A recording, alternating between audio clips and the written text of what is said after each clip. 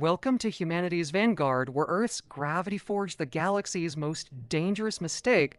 The Galactic Council laughed when humans struggled to walk in low gravity until a station hull bent under a force no species could resist, and one human stepped forward. The Galactic Federation assigned humanity to Category 12 Death World status, but not out of respect, out of dismissal. The Cythery gliders, an elegant low-gravity species from the orbital reefs of Viral Prime, led the assessment. Their bodies drifted effortlessly through the council chamber, limbs thin as glass fibers, movements precise and weightless. They watched humans on the projection feed of Station Corone Theta, where Marines like Ethan Moss and Derek Knight struggled slightly with adapted gravity plating. The Cythery concluded humans were inefficient, slow, and structurally primitive. Gravity-bound stagnants, one envoy whispered. The council agreed. Earth's crushing 1 gram was seen as evolutionary failure, not conditioning. What they failed to calculate was compression efficiency, how constant pressure builds kinetic potential in bone and muscle. Humans were not slow. They were loaded systems waiting for release. And on Corone Theta, that misunderstanding would become expensive. Very expensive. A routine transport docking anomaly was already forming in silence. Station Corone Theta was not built for emergencies involving structural shear at quantum docking rings. Yet the initial warning came as a whisper across the grid, microfractures propagating faster than predictive models allowed. Elisa Eaton, systems engineer attached to the human liaison team, watched the diagnostics bloom red across 3 sectors simultaneously. The station's outer ring, nearly 7 kilometers of alloy lattice, was beginning to distort under uneven mass distribution from a failed cargo lock. The Cythery dismissed it as a calibration error. Humans did not. Ethan Moss ordered immediate civilian evacuation protocols before command authorization arrived, overriding alien hesitation. "You're reacting too fast," a council observer protested. Ethan replied, "You're reacting too slow." That moment triggered the first divergence in recorded human-alien operational doctrine. While the council debated terminology, gravity stress increased by 18% in Sector C7. Then the council sensors detected something impossible: structural harmonics matching planetary tidal stress patterns. The station was behaving like a collapsing world.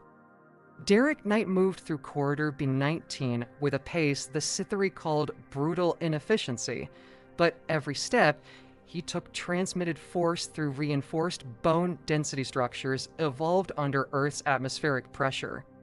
He wasn't walking, he was distributing load. Alia Massey, tactical officer, noticed the same anomaly in multiple humans. None of them moved lightly. Even in emergency gravity reduction zones, they maintained grounded posture, absorbing shock rather than escaping it. The Cythery saw waste. Humans saw control. Elisa recalculated structural load paths manually after AI hesitation thresholds were exceeded. "They're not optimized for movement," she said. "They're optimized for impact resistance." At that exact moment, a secondary hull rupture occurred, sending vibration waves through the station's spine. The council expected panic. Instead, humans reorganized. Not randomly, systematically. Like a compressed spring being guided into release geometry.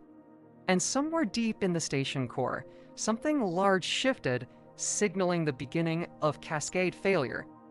Command authority fractured when the station AI locked council officers out of emergency channels due to conflicting protocols. In the vacuum of leadership, Ethan Moss assumed operational control with silent acceptance from human personnel and reluctant compliance from alien technicians. "We don't stabilize the station," he said. "We stabilize the people first." That distinction altered everything. The Cythery envoy protested, insisting structural integrity must precede evacuation logic. But humans were already rerouting civilian corridors through pressure-stable human-maintained sectors. Alia Massey coordinated extraction paths, while Derek Knight physically reinforced a collapsing conduit using portable brace systems designed for Earth gravity stress simulation. The Council observed in disbelief as humans turned instability into predictable vectors. Then came the first realization shift. Humans were not reacting to collapse, they were shaping it. The station's failing geometry began aligning with evacuation flow patterns, as if human movement itself was rewriting structural probability outcomes. At 71% evacuation completion, Station Corone Theta entered uncontrolled torsion. Entire sectors began misaligning along gravitational shear planes previously considered theoretical. The Cytherea finally abandoned political protocol. Panic replaced composure. "The structure is learning failure modes," Elisa warned. Ethan corrected her. "No, it's copying us." That statement became a recorded anomaly in Council archives. Human presence density was now influencing stress distribution across the station hull. Microcollapses occurred in rhythm with human movement patterns. Then came the worst projection. Sector D-12 would detach within 9 minutes, directly above refugee containment halls holding both alien and human civilians. The Council ordered full evacuation abandonment.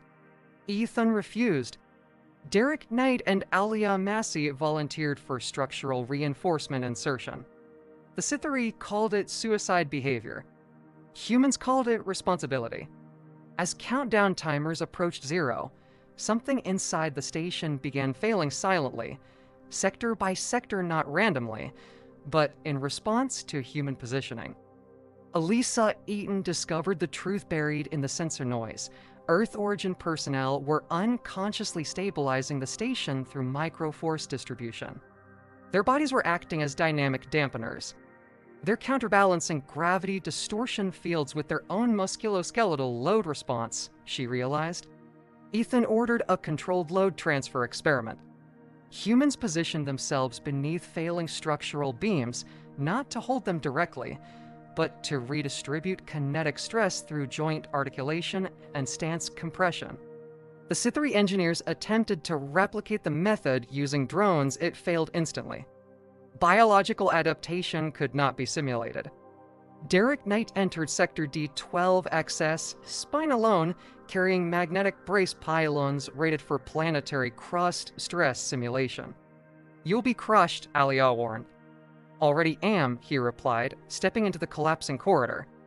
That moment marked the first documented human use of gravity conditioning as active engineering defense. The station stopped collapsing randomly.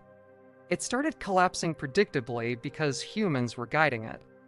Sector D-12 began its final descent sequence. Refugee halls filled below, alarms silent due to system overload. Ethan Moss arrived at the critical junction where structural collapse would propagate downward like a falling continent. The beam above 15 tons of alloy stress lattice began to shear from its anchors. The Cytherea evacuated the perimeter instantly. Humans did not. Alia Massey locked stabilizers, but knew they would not hold beyond seconds. Derek Knight stood beneath the failing mass. No hesitation. No ceremony. Just Earth-trained compression stance. "We don't stop it," Ethan said through comms. "We carry it," the beam dropped. Impact was not explosive, it was absolute pressure transfer. Derek's posture absorbed force through legs, spine, and reinforced skeletal conditioning systems. Every micro-adjustment redirected collapse vectors away from civilian sectors. The station groaned like a dying planet. But it did not fall. Not yet. The Galactic Council would later classify this as the Titan incident. Derek Knight held the structural failure alone for 17 seconds before reinforcement arrived.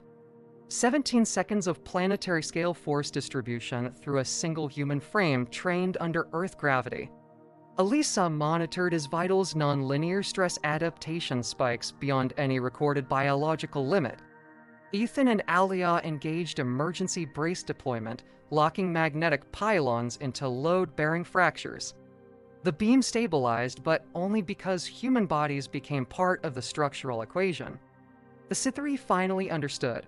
Earth gravity was not a limitation. It was continuous resistance training against planetary compression forces. Humans were not surviving weight. They were mastering it. Derek exhaled once, steady, controlled, as the station stopped collapsing. Not repaired. Negotiated. Between physics and will. When stability returned, silence filled Couronne Theta. The Cythery envoy approached Derek Knight cautiously, as if proximity itself had become dangerous. Your species carries gravity as identity, they said. Ethan replied simply, we live under it. The Council's perspective fractured permanently. Humans were no longer categorized as primitive Deathworld survivors. They were classified as kinetic compression specialists, biological structures engineered by constant planetary pressure. Elisa recompiled station reports under new terminology. Human-assisted structural stabilization protocols, Alia watched evacuation completion finalized at 100%. The station survived because humans refused to accept collapse as inevitable. And in that realization, the Galactic Federation quietly redrew every assumption about Earth. Not a cradle world, a forging world, a pressure chamber that built forces the galaxy had never learned to measure. Today, the galaxy learned why humans were never prey. Subscribe to humanity's Vanguard and witness the next war before the Council understands it has already begun.